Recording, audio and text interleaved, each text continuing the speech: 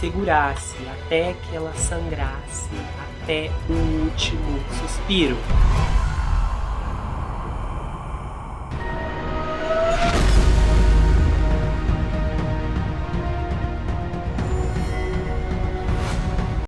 Ei pessoal, bem-vindos a esse canal, eu sou o Gustavo Negreiro, seu psicanalista favorito, e hoje estamos em mais um episódio da série Na Mira. Esse caso, ele é muito forte, é uma história que traz um ponto de vista que eu nunca tive a oportunidade de abordar aqui no canal, então hoje nós estamos aqui quebrando barreiras e eu tenho certeza que você vai ficar muito chocado com essa história. Lembrando que eu gostaria de te fazer uma recomendação muito especial, se você não conferiu, assista ao episódio que envolve o escândalo criminoso na série Grey's Anatomy. É um mega episódio especial de 2 horas, mas é uma história, assim, de arrombar. É uma das histórias, assim, mais absurdas que eu já gravei aqui. Eu vou deixar o link fixado aqui no primeiro comentário e depois que você assistir, vai lá e confira a história que eu tenho certeza que você vai gostar. E a gente vai começar esse caso agora. Muitos detalhes dessa história se passam no ano de 2001. Em uma rua agradável e tranquila, em um bairro também agradável e tranquilo, ao norte de Houston, vive um homem bom e quieto. Ele tem 54 anos, é alto, mas não muito alto, magro, mas não muito magro, com cabelos castanhos curtos que ficaram grisalhos nas costeletas. Ele tem olhos castanhos suaves, e ele, às vezes, usa óculos de aro metálico, que lhe dão uma aparência erudita. O homem mora sozinho com seus 2 gatos. Todas as manhãs, ele vai descalço até a cozinha para alimentar os seus gatos. Depois, ele sai pela porta dos fundos para alimentar os peixinhos dourados que vivem em um pequeno lago. Ele dedica alguns minutos para cuidar do seu jardim, e esse jardim está repleto de caládios, lírios, gardências, glicínias, uma ameixeira japonesa e raras rosas verdes. Às vezes, esse homem senta-se silenciosamente num pequeno banco junto ao lago de peixinhos dourados, ao lado de uma pequena escultura de uma dançarina balinesa. Ele inspira e expira, acalmando sua mente. Ou volta para dentro de casa, onde se senta na poltrona reclinável da sala e lê. Ele lê Shakespeare, o psiquiatra Carl Jung, ele lê Gandhi e até mantém um livro com as situações de Gandhi. E em sua mesinha de centro, uma de suas favoritas é a não violência. É a maior força à disposição da humanidade. É mais poderoso do que a mais poderosa ferramenta de destruição inventada pela engenhosidade do homem. Ele sempre é educado com seus vizinhos, ele sorri quando vem e diz olá com uma voz leve e gentil, mas ele revela pouco sobre si mesmo. Quando lhe perguntam o que faz da vida, ele diz apenas que trabalha com recursos humanos em uma empresa no centro da cidade. Então, ele sorri mais uma vez e volta para dentro de casa. O que os vizinhos não sabem é que em seu quarto, ao lado de uma cama de dócil, o homem tem um telefone preto, no qual recebe ligações bastante inusitadas. E quando ele atende, uma voz diz: "Temos algo para você, um novo cliente." E ele responde: "Tudo bem." A voz do outro lado da linha lhe diz que o marido está interessado em terminar o casamento, ou que uma esposa gostaria de ficar solteira novamente, ou que um empresário está pronto para dissolver o relacionamento com o seu parceiro de negócios. Então o homem desliga e volta para sua poltrona reclinável. Ele pensa em qual serviço deve oferecer ao seu novo cliente. Um carro-bomba, talvez? Ou ele sempre pode trazer à tona o velho modo de espera, o falso roubo residencial. Enquanto ele se senta em sua poltrona reclinável, os seus gatos pulam em seu colo. Seus gatos miam, enquanto ele acaricia atrás das orelhas. O homem suspira e depois volta à leitura. Busque sempre a harmonia completa de pensamento, palavra e ação. Busque sempre purificar os seus pensamentos e tudo ficará bem.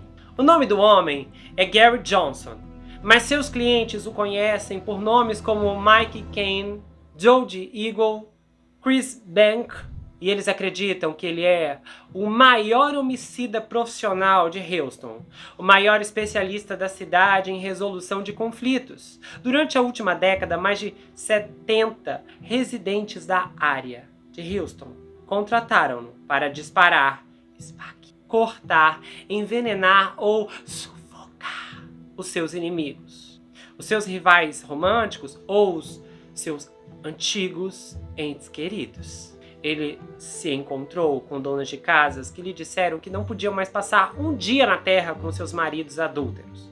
Ele se encontrou com maridos que disseram que não podiam mais sobreviver com as suas esposas irritantes. Ele se encontrou com ex-esposas que estavam irritadas porque seus ex-maridos lhe deixaram tão pouco no divórcio. E ele se encontrou com ex-maridos que estavam tão furiosos porque suas ex-esposas receberam tanto. Os funcionários pediram que ele tirasse a vida de seus chefes. E os chefes pediram para que ele tirasse a vida de seus funcionários. Ele foi contratado por amantes desprezados, empresários falidos e adolescentes que estavam bravos com as suas mães ou com seus pais. Ele foi até a prisão do condado para visitar presidiários que lhe disseram que foram presos injustamente e que a única saída seria que ele eliminasse as testemunhas programadas para testemunhar contra eles em seus próximos julgamentos. Para seus clientes, ele é como algo saído de um filme. O vigilante solitário, a misteriosa ferramenta de aluguel. Seja o que for que lhe peçam para fazer, ele simplesmente encolhe os ombros e diz que pode lidar com isso. O seu trabalho é como ciência. É uma questão de observação, uma observação adequada, instrumentação correta e coordenação exata. Ele nunca deixa a emoção atrapalhar seu trabalho. E quando chega a hora de agir, ele promete que despachará seus alvos rapidamente e depois desaparecerá para que a polícia nunca consiga descobrir quem ele é. Na verdade, a polícia sabe tudo sobre ele. Eles gostam de tomar café com ele.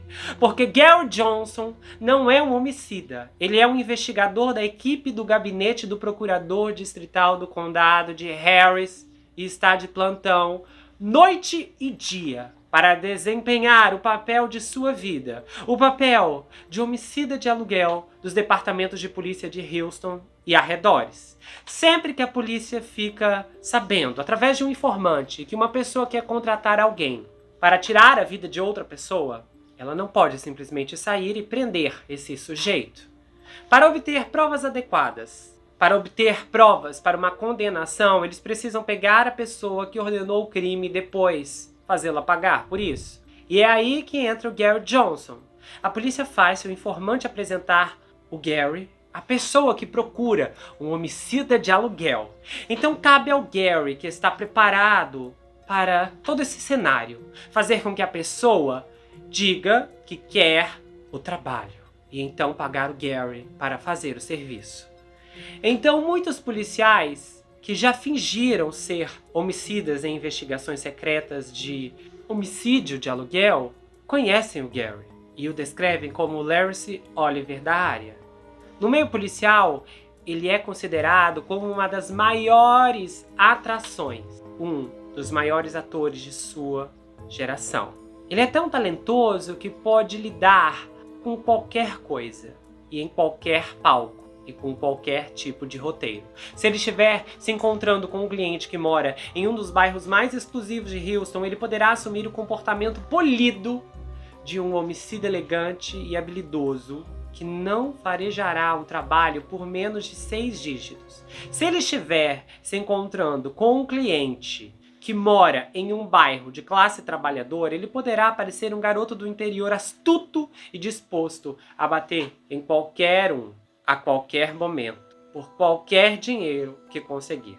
Ele leva alguns de seus clientes a acreditar que ele está ligado à máfia, e com outros ele dá a entender que é um atirador aposentado das Forças Especiais dos Estados Unidos. Um ex-militar que nunca perdeu o apetite pela ação. O proeminente advogado de Houston, Michael Hinton, que durante seus dias como promotor do condado de Harris atuou como um dos supervisores do Gary, disse: ele é o camaleão perfeito. Gary é um artista verdadeiramente excelente, que pode se transformar em tudo o que precisa e em qualquer situação que se encontre. Ele nunca fica nervoso, ele nunca diz a coisa errada. E de alguma forma ele é capaz de persuadir pessoas ricas e não tão ricas, bem-sucedidas e não tão bem-sucedidas, de que ele é real. Ele os engana todas as vezes. E em seu caso mais divulgado até 2001, o Gary enganou recentemente uma das mulheres mais ricas de Houston, uma bela loira de 38 anos chamada Lynn Carroll, ex-vice-presidente das Mulheres Republicanas de Houston, que era casada com Billy Corran. Billy é herdeiro de uma vasta fortuna petrolífera. O Billy, de 34 anos, também era o único filho de Jeanine Kilroy, uma grande dama da sociedade de Houston e uma das mais proeminentes benfeitoras culturais da cidade. No ano anterior, durante seus passeios noturnos com um amigo próximo pelo rico bairro de Tanglewood, em Houston, a Lynn começou a falar sobre o quanto ela não gostava do marido, com quem estava casada há apenas um ano. Ela disse à amiga que o comportamento dele se tornou tão irritante que ela pensou em cobrir o chão do chuveiro com óleo de bebê, na esperança de que ele escorregasse e quebrasse a cabeça. Mas ela tinha medo de se divorciar dele porque pensava que ele tentaria obter a custódia total do filho e também impediria que ela recebesse parte do dinheiro dele. Ela então teria dito que gostaria que houvesse alguma maneira de eliminar o seu marido. Semanas depois, ela conhecia um homem com quem começou um caso, e aí ela perguntou se ele conhecia alguém que pudesse acabar com o marido. Logo, a notícia de suas conversas chegou à polícia, e uma armação foi armada. Seus amigos disseram a Lynn que alguém especializado em tais assuntos estava esperando por ela no quarto 1008 do Doubletree, o hotel em Post Walk. Quando ela passou pela porta, viu um homem de aparência agradável, com calças bonitas e uma camisa de botão. Ele não estava carregando uma ferramenta de fogo. O Gary, que se apresentou como Chris, levantou-se, apertou a mão dela e disse com um sorriso amigável: "Vamos, querida, eu vou tirar a pressão." O Gary parecia tão autoconfiante e relaxado que ela também começou a sorrir. Ele agia como qualquer cara do clube de campo. E com uma piscadela ele perguntou: "Você não vai me deixar cair na graxa?" E ela disse como se estivesse horrorizada com a ideia: "Oh, não, absolutamente não. Eu nunca vou me voltar contra você." Ela disse: "Eu quero é ficar longe dele, eu só quero estar com Derek." Derek era o amante, e ele também era rico, ou assim ela pensava. O que ela não sabia é que, na verdade, seu amante era um detetive particular disfarçado, que havia sido contratado pela mãe do seu marido, que suspeitava que ela tinha alguma coisa muito errada, escondida em suas intenções. Gary já tinha ouvido tudo isso antes. Tantos cônjuges desesperados ou gananciosos que despejavam nele as suas frustrações domésticas ao longo dos anos enquanto solicitavam seus serviços. Pessoas que ofereciam dinheiro de seguro, de joias e até relações íntimas em troca de viuvez. E ela disse: "Eu só quero ficar livre para me casar com Derek." Então, com uma voz assustadoramente calma, o Gary começou a falar sobre o que iria fazer com o marido dela. "Eu não estou aqui para bater nele. Eu não vim aqui para assustá-lo. Eu só quero que você entenda o quão sério isso é." Ela não conseguia tirar os olhos dele.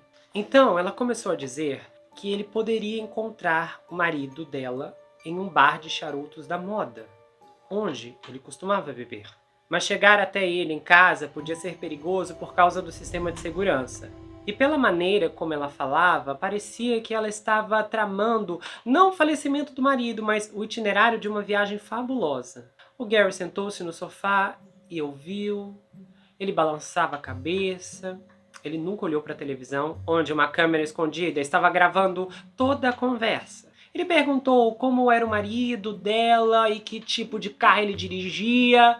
Então, ele perguntou o que ela planejava dar a ele como entrada. E a Lynn removeu cerca de 200 mil em joias que ela usava, incluindo uma aliança de casamento e um anel de noivado, com um total de 10 quilates e meio de diamantes e um colar de pérolas. Faça o que você precisa fazer. O Gary levantou-se, ele apertou a mão dela e disse como se a parabenizasse: você vai ficar viúva. No dia seguinte, a sociedade de Houston ficou chocada ao saber que a Lynn havia sido presa por solicitação de homicídio capital. A Lynn afirmou que nunca teve a intenção de solicitar o homicídio do marido. Os seus advogados argumentaram que ela foi ilegalmente atraída para a trama durante um período de sua vida em que estava emocionalmente perturbada. Ela recebeu 5 anos de liberdade condicional, o marido pediu o divórcio e a guarda do filho. Alguns advogados que foram contra o Gary no tribunal também alegaram que ele manipulava seus clientes para que eles dissessem coisas que eles realmente não queriam dizer e que ele tinha uma habilidade de distorcer a conversa para fazer parecer que eles estavam pedindo que ele cometesse um homicídio. Outros advogados declaravam que ele intimidava tanto seus clientes que eles sentiam que os clientes precisavam dizer o que o Gary queria que eles dissessem. Dan Codell, um dos advogados de defesa mais experientes de Houston, disse: nós vamos imaginar que você está realmente chateado com alguém. Eles dizem que existe um homicida por aí, que trabalhará para você. Você também concorda em conhecê-lo, por alguma curiosidade mórbida, mas quando chega lá, percebe que não é isso que você quer. Mas então, você começa a pensar que, se desistir da reunião, esse homicida frio poderá acabar com você, porque agora você sabe quem ele é. Então, com medo de represálias, você murmura alguma coisa sobre ele estar fazendo o trabalho dele e depois dá um fora dali, na esperança de esquecer tudo. Só que os júris do condado de Harris nunca aceitaram esse argumento, especialmente depois de ouvirem as fitas das conversas dos réus com o Gary. O Gary invariavelmente dava às pessoas a oportunidade de reconsiderar os seus pedidos. Ele dizia: você sabe que essa é a sua última chance de sair.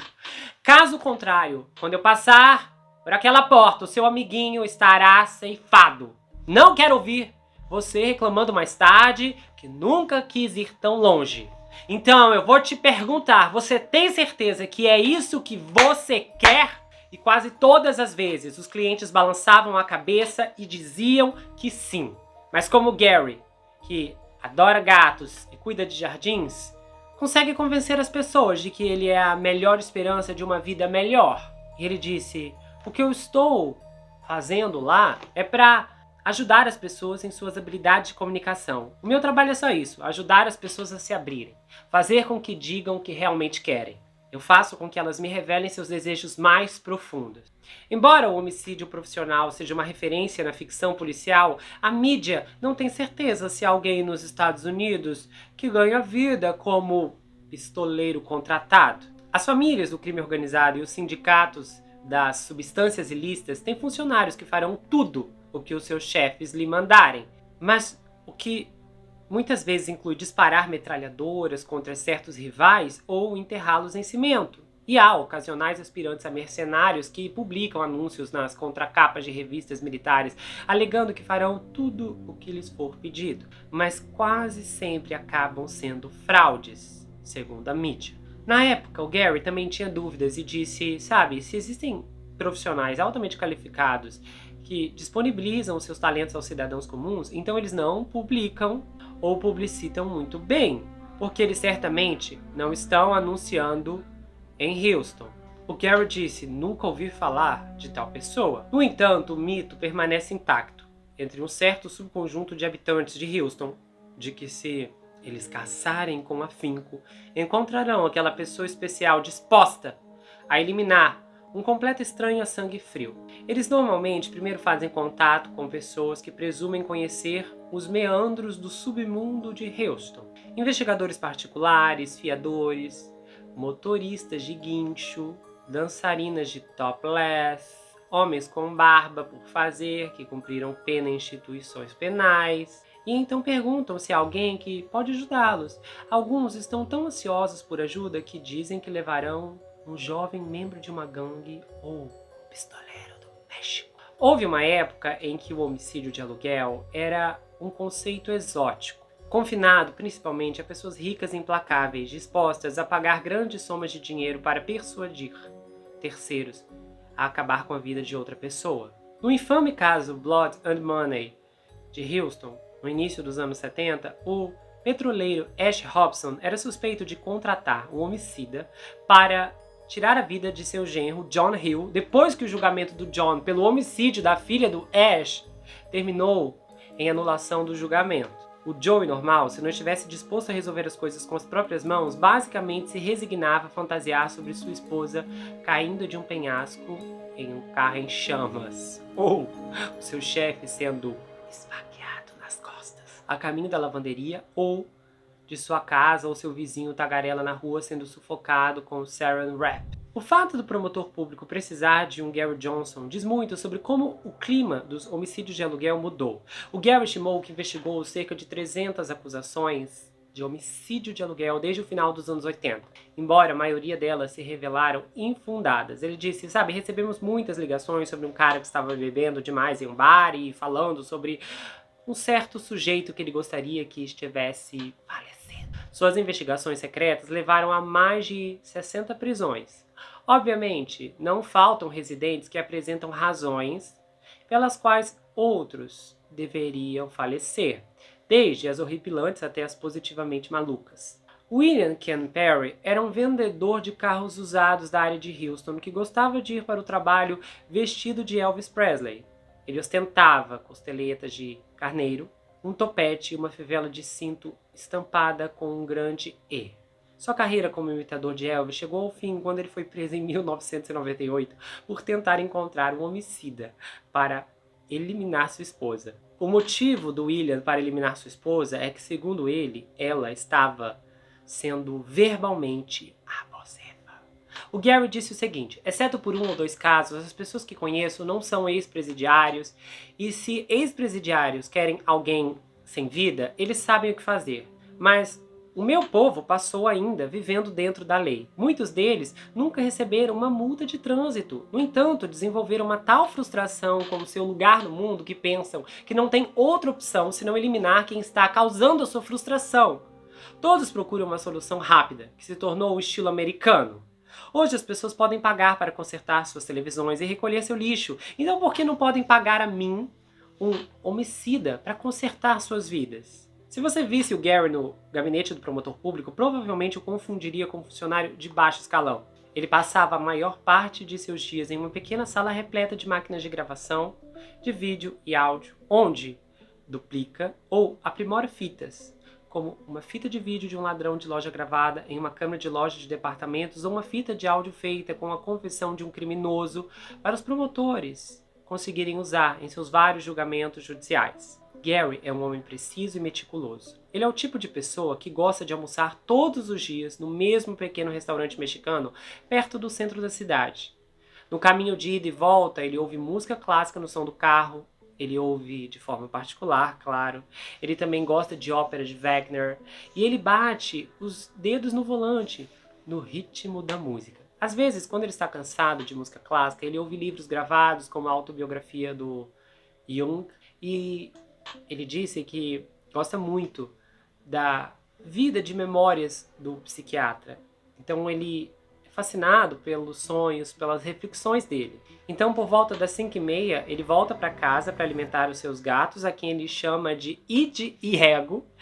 E ele verificou o seu peixinho dourado, aí ele cuida do jardim, aí ele medita, ele lê, ele gosta de assistir os documentários no Discovery Channel sobre animais em extinção.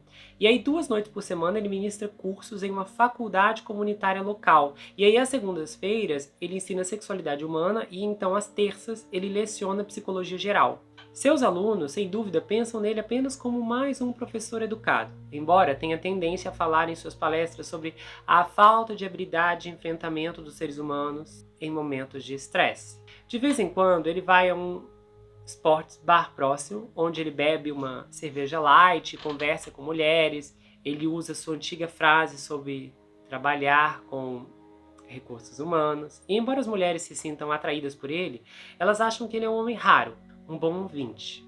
Ele não é exatamente adepto de manter relacionamento de longo prazo. Ele foi casado e divorciado 3 vezes. E a sua segunda esposa, Sunny, que ele continua amigo, disse assim: a verdadeira essência do Gary é que ele é um solitário. Ele aparece nas festas, se diverte, é sempre simpático, mas gosta de ficar sozinho, de ficar quieto. Ainda é incrível para mim pensar que ele possa ativar essa outra personalidade que faz as pessoas pensarem que ele é um homicida cruel.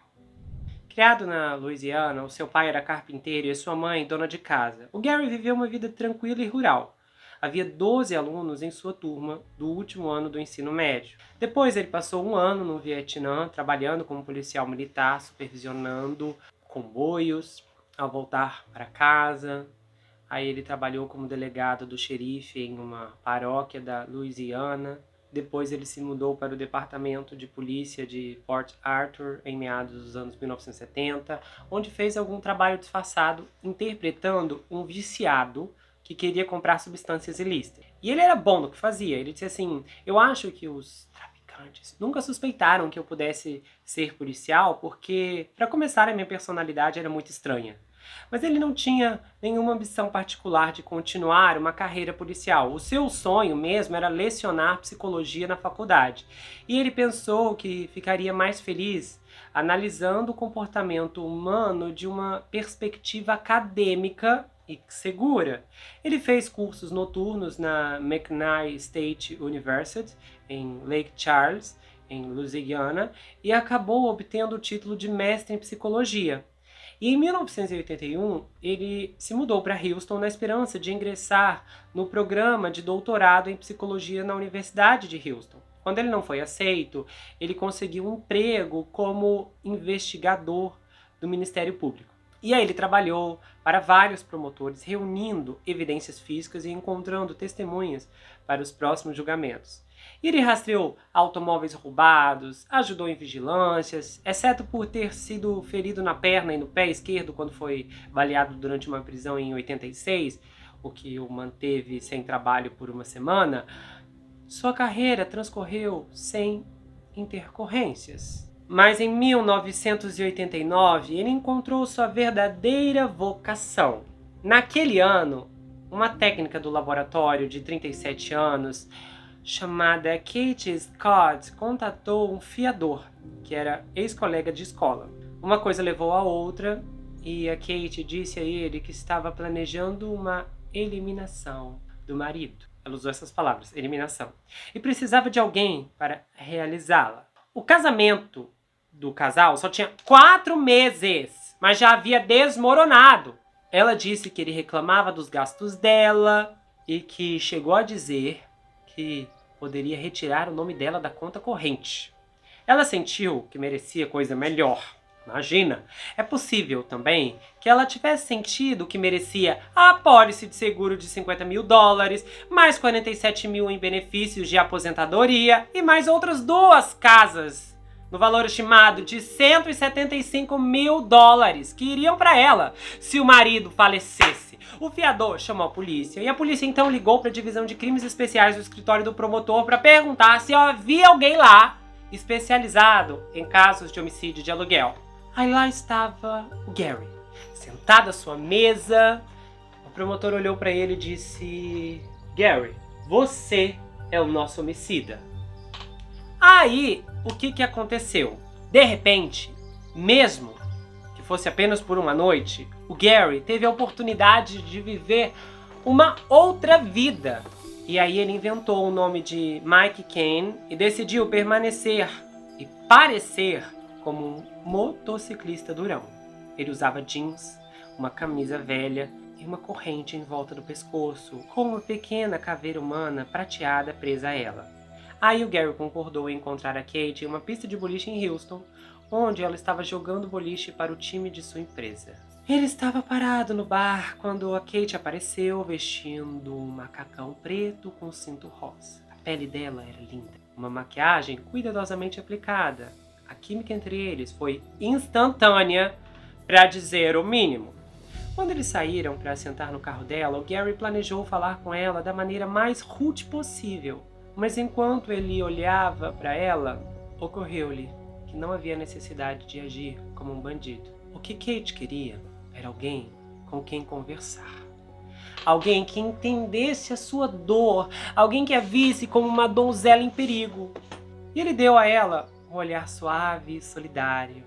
E a Kate olhou de cima a baixo com seus olhos verdes escuros. Ela então entregou a foto do marido, falando sobre sua natureza cruel e dizendo que o local perfeito para o marido falecer seria em um bairro obscuro, por onde ele teria que passar de carro no caminho do trabalho para casa. Ela disse assim: esse lugar é um paraíso das substâncias ilícitas. Quando Gary falou sobre seus honorários, ele queria 2.500, metade adiantados e metade após a conclusão.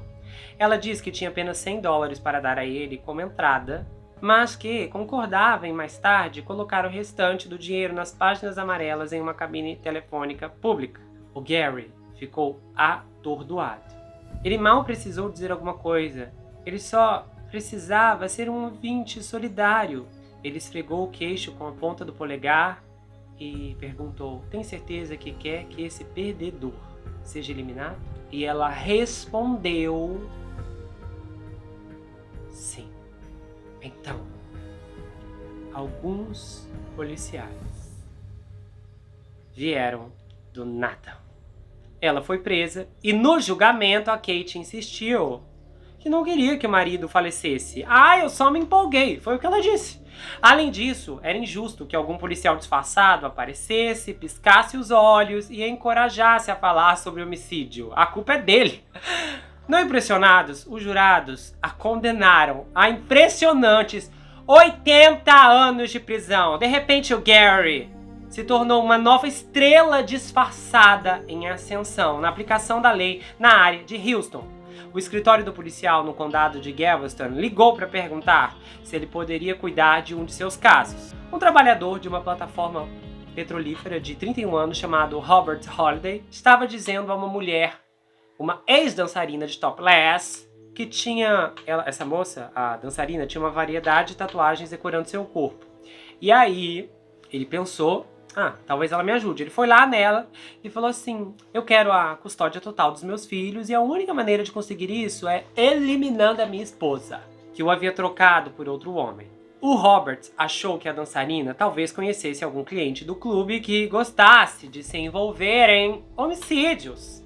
Em vez disso, ela ligou para as autoridades. Mais uma vez, o Gary se vestiu como motociclista e se autodenominou Mike Kane. Mais uma vez, ele lançou a Robert o mesmo olhar, um olhar empático. E mais uma vez, a estratégia funcionou. No quarto de motel em Galveston, onde se conheceram, o Robert deu ao Gary uma foto da ex-esposa e um mapa desenhado à mão para a casa dela. Ele então disse que queria que o Gary fosse até lá, cortasse os pulsos da esposa e segurasse até que ela sangrasse até o último suspiro. O Robert explicou que algumas semanas antes ele havia entrado com um mandado de saúde mental contra sua esposa, descrevendo-a como uma pessoa que tira a própria vida. E aí, o Robert explicou que algumas semanas antes ele havia entrado com um mandado de saúde mental contra sua esposa, descrevendo-a como uma pessoa que tira a própria vida.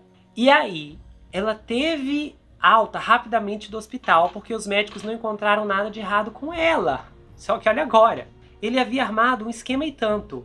Se o Gary a eliminasse de uma forma que parecesse que ela tirou a própria vida, então o Robert não apenas poderia receber uma apólice de seguro de vida de $10.000, como também processaria os médicos de sua esposa por negligência médica, por não tratá-la. O homicídio deveria ocorrer naquela semana, enquanto ele estava trabalhando em uma plataforma petrolífera offshore, para que pudesse ter um álibi incontestável. O Gary nem piscou e garantiu ao Robert que quando voltasse à costa, teria uma vida totalmente nova. Tudo o que ele teria que fazer seria dar apenas um adiantamento de $100 sobre uma taxa de $2.500. Então eles apertaram as mãos e em alguns momentos depois a polícia arrombou a porta do quarto do motel. Por um momento o Robert ficou perplexo, como se não conseguisse entender por que eles estavam ali. E aí ele apoiou a cabeça no ombro do Gary e disse, como se estivesse falando com o padre: Mike, o que eu devo fazer? O que eu devo fazer? Não ocorreu a ele que o Gary era na verdade o seu Judas.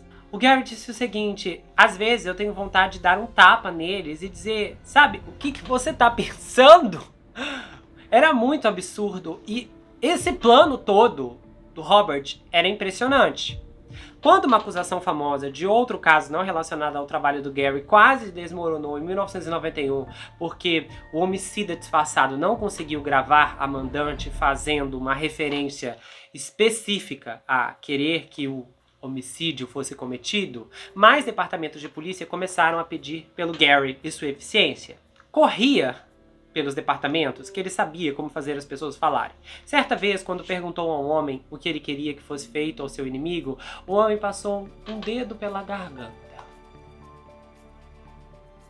O que não teria levado a ser condenado em um tribunal. Olha, deve haver alguma confiança entre nós, disse o Gary, como se fosse um velho amigo, ligeiramente ofendido pelo gesto do homem. Você quer que ele seja eliminado? Então é melhor você me falar. Vamos lá, não temos rodeios aqui, amigo! O homem começou a falar. Então, em outro caso, o departamento de polícia de Houston pediu ao Gary para conversar com Catherine Basil, de 32 anos. Essa moça estava procurando por um homicida depois que o seu amante decidiu terminar tudo com ela. O amante era um homem casado. Ela disse a ele no primeiro encontro que só queria que o amante fosse ameaçado. Ela falou assim, talvez você pudesse quebrar as pernas dele, ou então você poderia entrar no escritório dele, virar os móveis, pintar as paredes com spray. Sabe, eu quero alguma coisa que o faça sentir dor. Bom, em vez de tentar pressioná-la mais, o Gary apenas lhe deu seu número de telefone e com um sorriso gentil ele disse: eu não bato nas pessoas. Se você quiser algo real, me ligue um dia. Algumas semanas depois, o telefone preto do Gary tocou ao lado de sua cama. Oi, você se lembra de mim? Com um sorriso gentil, pensando que era alguém que ele conheceu no bar de esportes, ele respondeu, ah, sim, claro que sim. E aí ela disse, você ainda quer fazer isso? E ele disse de forma hesitante, tudo bem. Ele percebeu com quem estava falando. Então, eles se encontraram novamente e dessa vez Catherine foi mais profissional. O amante merecia ser punido por induzi-la e por não abandonar a esposa. Ela disse ao Gary que queria que o amante fosse despedaçado. Foi uma das experiências mais sedutoras que o Gary enfrentou. Por alguns momentos preciosos, o Gary foi capaz de tirar os óculos de aro metálico e se transformar na encarnação do mal, o implacável doador morte. A cada caso ele ficava cada vez melhor. Ele acrescentava nuances ao que chamou de ato de não dou a mínima, me dá o dinheiro e eu sou o cara durão que vou resolver tudo isso. E ele sempre melhorava sua abordagem cada vez mais empática que aplicava com as mulheres. Esmeralda Noiola, secretária da Divisão de Crimes Especiais do promotor, disse assim, eu cheguei a um ponto em que eu estava transcrevendo uma fita de uma de suas conversas disfarçado e eu não conseguia perceber que era o Gary na fita. Ele era muito bom em mudar o sotaque e disfarçar a voz. Houve um caso em que um cliente em potencial percebeu que o Gary era uma isca e desistiu do contrato. Isso aconteceu porque o informante se sentiu culpado por trair o amigo e aí disse ao homem quem o Gary realmente era. Furioso por ter sido exposto, o Gary fez uma visita não anunciada ao informante e ao amigo e disse-lhes, em termos inequívocos, que era melhor não procurarem outro homicida, porque ele estaria observando os dois. Até agora, os homens seguiram seu conselho. Em meados da década de 90, as atuações do Gary estavam ganhando destaque na mídia local. O Houston Chronicle publicava regularmente histórias sobre seus casos que continham seu nome e citações ocasionais dele. Alguém poderia pensar que uma pessoa que estivesse procurando um homicida profissional poderia ter lido as histórias sobre o Gary e de repente ficar preocupado em esbarrar nele sem querer. No entanto, os clientes continuaram a chegar, homens e mulheres comuns abraçando o que o querido autor do Gary, o Young, certa vez definiu como seu lado sombrio. Alguns deles compareciam às reuniões já tendo inventado cenários homicidas que poderiam ter saído diretamente de um filme ruim da televisão a cabo ou de um romance de Mary Higgins. Um contador se reuniu com Gary para delinear o seu plano de fazê-lo explodir a casa do seu empregador, um conhecido cirurgião de Houston, com um médico presente. Como entrada, o contador ofereceu ao Gary uma lancha de luxo. Um trabalhador de uma fábrica de produtos químicos que acreditava que a sua filha estava sendo maltratada pelo novo namorado da ex-mulher, queria que o Gary jogasse o novo namorado em um poço abandonado. Quando Gary sugeriu que eles se encontrassem no Dennis para discutir os detalhes do homicídio, os advogados de defesa diziam que o Gary gostava tanto de conhecer os seus clientes no Dennis que o restaurante deveria nomear um prato com o seu nome. O funcionário queria que eles tivessem um código secreto mesmo para reconhecer uns aos outros, porque o trabalhador viu o Gary sentado no balcão, comendo uma torta, e aí ele dizia, parece uma boa torta. E aí o Gary deveria responder, toda torta é uma boa torta. Algumas das suas reuniões com clientes quase chegaram ao nível da farsa. Em 1996 ele conheceu Patty Haggard, de 61 anos, que frequentava a igreja que desprezava tanto o marido que certa vez incendiou a cozinha da casa deles só para irritá-lo. Ainda não satisfeita, ela se perguntou o que poderia fazer de forma definitiva. Aí, ela decidiu ir atrás de uma jovem da vizinhança que uma vez teve desentendimentos com a polícia por causa do uso de substâncias ilícitas. E aí ela perguntou para essa moça e falou, olha, você conhece algum homicida de aluguel? A moça ficou horrorizada e chamou a polícia, que ligou para o Gary, que começou a se encontrar com a Pat no estacionamento de uma churrascaria. Cada vez que eles se encontravam, ela o examinava para ver se ele estava gravando, ocasionalmente passando a mão até mesmo sobre suas partes íntimas. Ela nunca encontrou o Phil, porque o Phil estava escondido nas roupas dele, mas ela ficou tão apaixonada pelo Gary que sugeriu que eles se envolvessem no capô do seu Cadillac. O Gary recusou educadamente, mas concordou com o pedido dela para atirar no marido. A maioria das reuniões com clientes, entretanto, eram estudos didáticos sobre a banalidade do mal. Um adolescente de Houston, uma vez chamado Sean King, um garoto brilhante com QI de 131, deu ao Gary 7 jogos de computador Atari, 3 notas de dólar e 2,30 em moedas de 10 centavos, para que ele eliminasse um colega de classe que ele pensava estar tentando conquistar o afeto de uma garota que ele queria. Aí o menino disse assim casualmente para ele, se você voltar pela estrada com pedágio, não vai precisar de troco, por isso os 2,30 em moedas. O Bob Eagley, funcionário de uma drogaria, disse ao Gary que queria que ele serrasse o cabo do freio do carro de sua esposa e depois se certificasse de que a esposa e o bebê falecessem em um acidente automobilístico para que ele pudesse receber uma pólice de seguro de vida e então começar uma nova carreira como detetive particular, viajando pelo mundo e resolvendo crimes. O Bob penhorou a sua própria pistola para conseguir o dinheiro para o pagamento inicial do Gary. William Peoples, um policial de Houston e conceituado veterano de 11 anos na força policial, também contratou o Gary e decidiu que a sua ex-mulher deveria falecer porque ela estava lhe custando muito dinheiro em pensão alimentícia. Ele contratou um homicida condenado em liberdade condicional para cometer o homicídio. Só que aí o condenado ficou com medo e aí começou a procurar um subcontratado e nisso encontrou o Gary. Aí ele ofereceu ao Gary $10.000 para executar o golpe. Quando o policial foi condenado por solicitação de homicídio capital, ele chorou ao abraçar seus pais. Como tantos outros que o Gary havia capturado, ele aparentemente havia recuperado o juízo. Mas aí já era tarde demais. Ele foi preso para cumprir uma sentença de 10 anos. Em quase todos os casos em que o Gary trabalhou, os advogados de defesa argumentaram que esses clientes não eram diabólicos, mas apenas desabafavam durante um período particularmente estressante de suas vidas. Eles nunca teriam levado adiante seus planos se um homicida profissional não tivesse aparecido. Na verdade, muitos deles acabaram obtendo liberdade condicional ou apenas penas de prisão menores, especialmente se chegassem ao tribunal com as suas vítimas, que concordavam em testemunhar que tudo estava perdoado. Depois que uma jovem contratou o Gary para eliminar o seu irmão porque ele havia recebido uma herança maior do que ela, toda a família, incluindo o irmão, compareceu ao tribunal e pediu ao juiz que ela recebesse liberdade condicional, o que o juiz concedeu.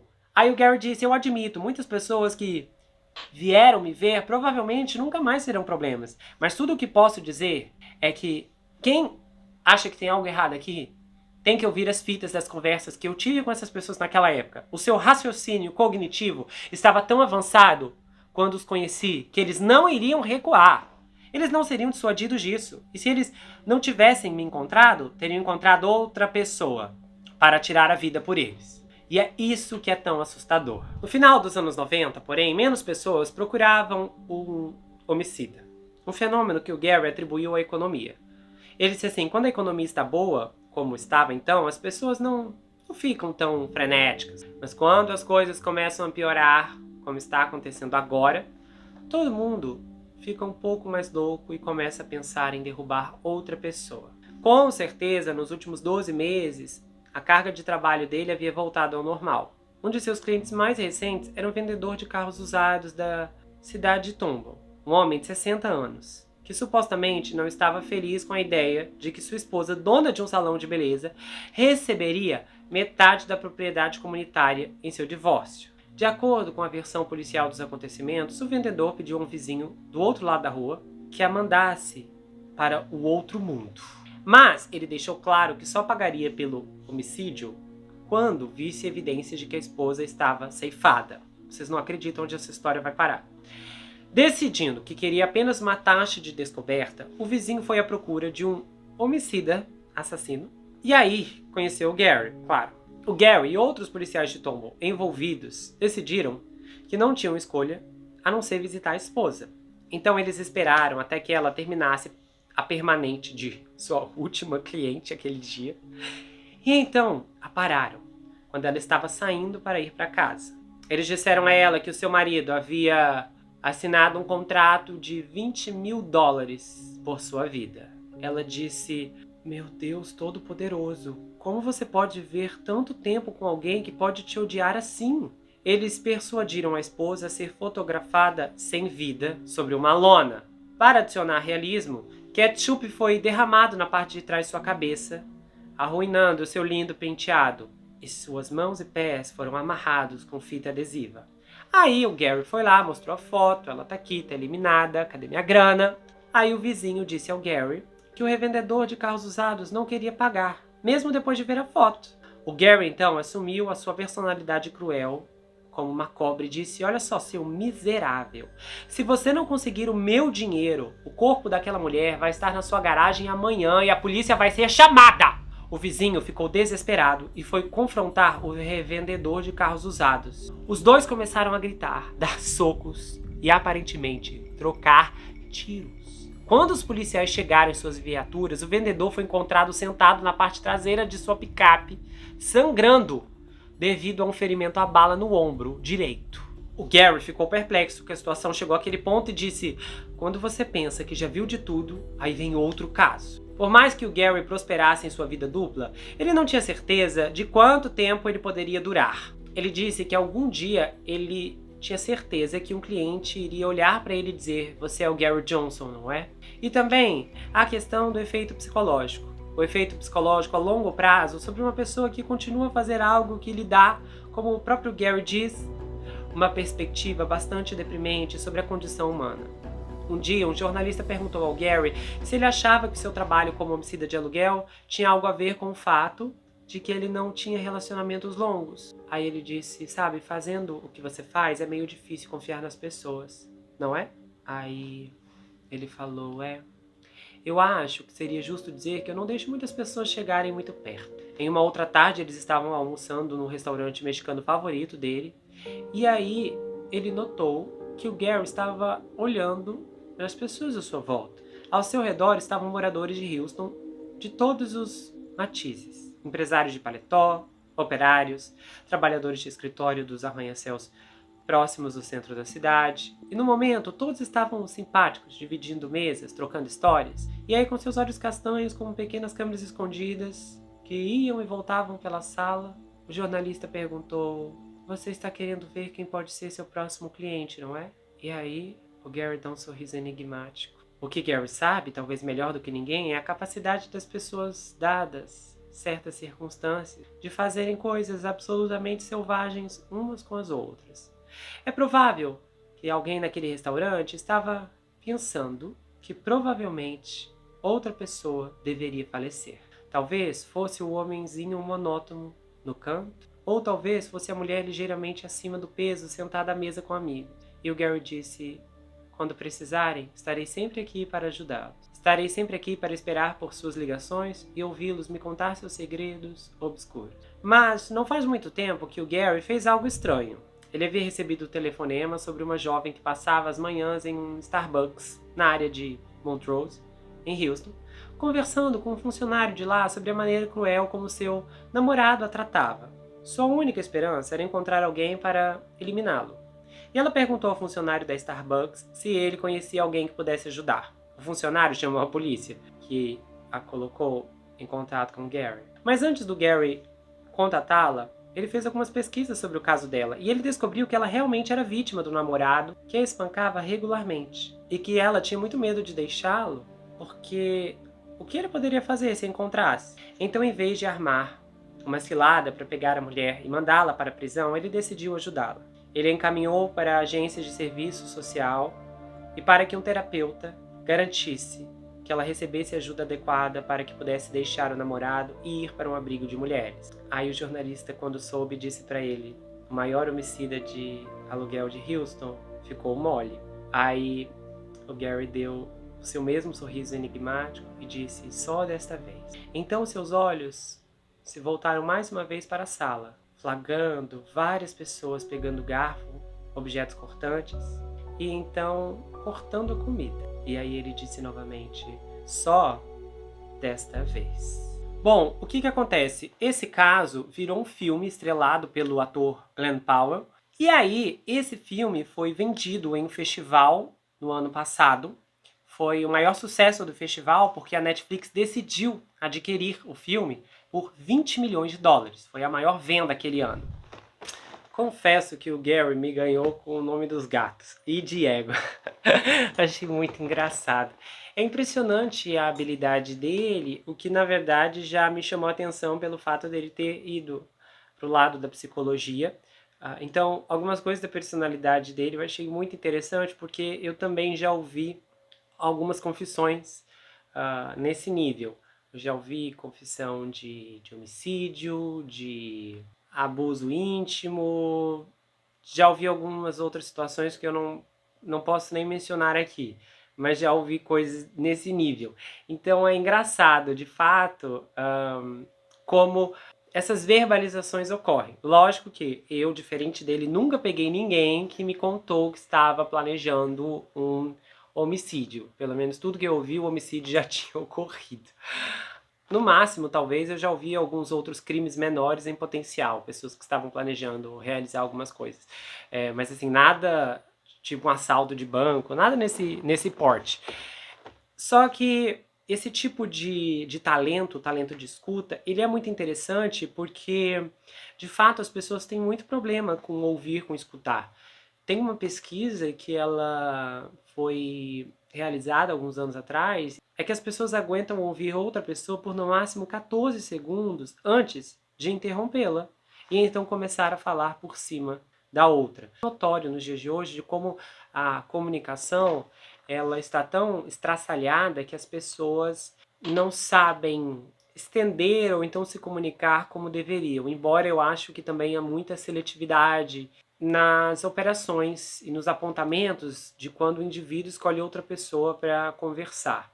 Então eu já vi várias situações em que pessoas que falam e gostam de conversar com alguém, mas na verdade a conversa só é boa se ela estiver falando, ela não tem a menor prática em ouvir. Já conversei com muitas pessoas, algumas conversam até hoje, que simplesmente nem respondem de volta o que você comenta. A pessoa conversa muito, mas sobre o que ela pontua, os assuntos que ela traz e por aí vai. Então, existem muitos campos da comunicação. Eu acho que o que acontece hoje é que as comunicações que ouvimos por aí são tão desreguladas e desorganizadas que muitas vezes o que vemos são pessoas cada vez mais carentes de serem ouvidas, de serem atendidas, de se sentirem que podem ser acolhidas. E isso acaba levando muitas pessoas a conhecerem outras pessoas completamente ou potencialmente perigosas. O talento do Gary é um talento muito reconhecido em prática clínica, porque na clínica você precisa aprender a ouvir muito. E não apenas ouvir, você precisa também levar as pessoas às quais você está atendendo a conseguirem se comunicar e então explanar seus sentimentos, as relevâncias dentro de si. E também muitas coisas que às vezes elas não pensam que são relevantes, mas que na verdade são. Porque algumas vezes quando eu comentei que eu era psicanalista, muita gente me perguntou assim, nossa, não é chato ficar ouvindo as pessoas e os problemas dela? E eu tipo, não, na verdade não. O que talvez pode diferir para muitos profissionais é o nível de vínculo ou de transferência que elas possuem com os seus pacientes. Uma coisa muito interessante nesse caso aqui é as desculpas dos advogados. Normalmente, a gente sabe que em situações em que há evidências incontestáveis contra clientes claramente culpados, é muito difícil de formular uma desculpa que pareça convincente. Muitas vezes, nós já ouvimos, eu já trouxe casos aqui em que o que os advogados falaram era claramente uma mentira, mas poderia fazer sentido em um outro caso. Era uma boa argumentação, uma boa defesa, embora não funcionasse. Mas em um caso como esse, é realmente difícil de encontrar uma defesa que faça qualquer justiça ao que a vítima, que faça qualquer reivindicação palpável aos olhos do júri. Ai, que essas pessoas só estavam estressadas, que se não tivessem encontrado, como se de repente o Gary, sabe, lesse a mente dessas pessoas e então ele mesmo marcasse o encontro, ele mesmo, sabe, surgia do nada e desse toda a indicação do universo para que eles contratassem os serviços dele, pronto, acabou, sendo que na verdade não era esse o ponto. E eu fico pensando muito nessas condenações porque, sabe, ele era um agente disfarçado, mas e se não fosse? Então é realmente muito complicado pensar que muitas dessas pessoas tiveram uma segunda chance. É muito complicado, porque o perigo é real. E é difícil medir até que ponto essas pessoas de fato se arrependeram quando foram pegas. Se seu arrependimento estava mais ligado ao fato de que foram pegas ou pela armação toda que decidiram elaborar. E olhando psicologicamente para essa questão, a gente precisa ver os seguintes fatores. Uma trama de homicídio de aluguel apresenta consistentemente 3 personagens centrais. A pessoa que contrata o homicida, o alvo e o mandante homicida. Então, as vítimas de homicídio de aluguel raramente são escolhidas aleatoriamente, porque eles são escolhidos por um motivo específico. Então, normalmente, é sempre alguém que conhece a pessoa que está irada. Uma pessoa que contrata um homicida pode estar desesperada, gananciosa, viciada em substâncias, mas com certeza não é louca. Ele ou ela entende claramente que a ideia por trás da ação pretendida está errada e pode levar a uma pena de prisão muito grave. Ele ou ela não sofre de uma doença mental. Esse tipo de desculpa é inaceitável na minha perspectiva. O mais provável é que a pessoa por trás da trama esteja com raiva, esteja enfurecida, esteja, sabe, esbravajando por aí. A pessoa está furiosa com a ideia de dar metade dos seus bens a uma mulher que ele não suporta, ele está farto de ter que esperar o falecimento de sua mãe idosa para poder receber sua herança, sabe? O que fornece ímpeto para a ação. E o que separa essa pessoa de alguns de nós que podem sentir o mesmo na mesma situação é o sentimento de direito e a falta de empatia por trás da fachada desta pessoa. Esta é uma pessoa que acredita que merece conseguir o que deseja, não importa o custo para os outros. Então, talvez, é claro, todos nós poderíamos nos perguntar agora, você já desejou eliminar alguém, ou então já desejou que alguém perdesse a própria vida? Você já ficou fantasiando com o falecimento de alguém? Quantos aqui teriam a ousadia de admitir que sim? Sabemos que esses sentimentos podem passar. As pessoas sentem raiva, ficam furiosas quando são injustiçadas ou quando se sentem injustiçadas. Mas a grande diferença aqui é que você só pensou, você não chegou ao ponto de planejar e de tentar executar. O que nos leva ao entendimento muito esclarecedor de que o crime pode sempre ser atribuído a uma relação íntima, só que muito fragmentada. Os criminologistas têm um nome para quem contrata um homicida. Eles o chamam de instigador. E eles também confirmam o que as notícias sugerem. Muitos instigadores são pegos porque não sabem o que estão fazendo. Afinal, a maioria de nós não convivem com homicidas profissionais. A pessoa média, portanto, procura referência em conhecidos ou vizinhos, o que claramente é um absurdo para nós que estamos ouvindo a história. Mas para quem está tão irado, realmente ela não sabe onde procurar. Então ela bate na porta das pessoas ao seu redor, achando que elas guardarão seu segredo. Ou então, essas pessoas encontram um caminho em criminosos, que são provavelmente ineptos e inexperientes. Os primeiros podem estar inclinados a chamar as autoridades, os amigos e vizinhos, enquanto esses últimos, os criminosos, podem perder a coragem ou estragar o trabalho. Em 2003, o Instituto Australiano de Criminologia publicou uma análise de 163 casos de homicídio de aluguel. Alguns casos concluídos e outros apenas tentados. Na Austrália, continua sendo um dos estudos mais significativos já realizados sobre o assunto. Os autores determinaram que 2% de todos os homicídios na Austrália foram homicídios por encomenda. E que os contratos eram, em alguns casos, surpreendentemente acessíveis. Um contrato não cumprido foi de $500 australianos. Outro trabalho foi concluído por apenas 2.000. E entre outras conclusões importantes, quase 20% de todos os contratos envolveram uma relação romântica que ocorreu mal. E 16% foram motivados financeiramente. Outro estudo, sobre homicídios por encomenda no Tennessee, descobriu que os instigadores estavam divididos de maneira bastante uniforme entre homens e mulheres. E isso é notável, dado que quase todos os homicídios convencionais são cometidos por homens. Mas isso acompanha o fato de que as mulheres são quase tão propensas quanto os homens a desejarem o falecimento de alguém. David Buss, psicólogo evolucionista, relatou que 91% dos homens e 84% das mulheres tiveram pelo menos uma fantasia vívida sobre eliminar alguém. Agora, para quem chega às vias de fato, você deve estar se perguntando qual é a patologia, o transtorno. Bom, para cada caso é um caso. Embora não há dúvidas que um desvio de caráter aqui é notório e quase imperdoável. Mas é praticamente certo que há um distanciamento psicológico nas duas partes. Nós temos o homicida contratado, que se consola dizendo, bom, este é o meu trabalho, eu só estou cumprindo ordens. E temos o instigador, que pensa, eu não sou um homicida, ele quem puxa o gatilho. Há muitas pessoas que são influenciadas por outras e levadas a fazer coisas erradas. Mas na maior parte desses casos, esses sujeitos se convencem sozinhos. O que é impressionante, dissonante e alarmante. Mas sabe o que não me chama a atenção? É a maldade. Porque ela está em todo lugar. Às vezes, as pessoas só precisam se abrir para deixá-la entrar e serem dominadas por ela.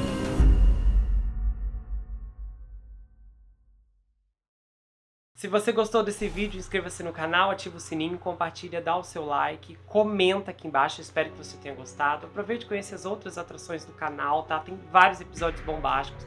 Então, dá uma força, eu espero que você possa maratonar o conteúdo e comentar, tá bom? E se você quiser saber mais sobre mim, adquira meu livro, esse é um suspense chamado Perfeito Estranho. Ele conta a história de um rapaz chamado Jack Wilber, que se vê preso em uma terrível maldição hereditária enquanto um serial killer está escondido em sua própria casa e possivelmente tentando tirar sua vida. Esse livro é escrito em formato roteiro, então é uma inovação. Se você não gosta de leitura, não se preocupe, esse livro é justamente para você, porque a forma como ele é escrito é diferente de tudo o que você já viu. E o livro vai autografado se você quiser, a gente faz envios para qualquer lugar do Brasil, quase qualquer lugar do mundo também. Tem marcadores, um pôster exclusivo, você pode entrar em contato pelo Instagram, pelo Telegram, comentar aqui. É muito fácil de falar diretamente ou então entrar lá pelo site. A gente se vê no próximo caso e não se esqueça que aqui você sempre vai ter um amigo. Até mais, pessoal!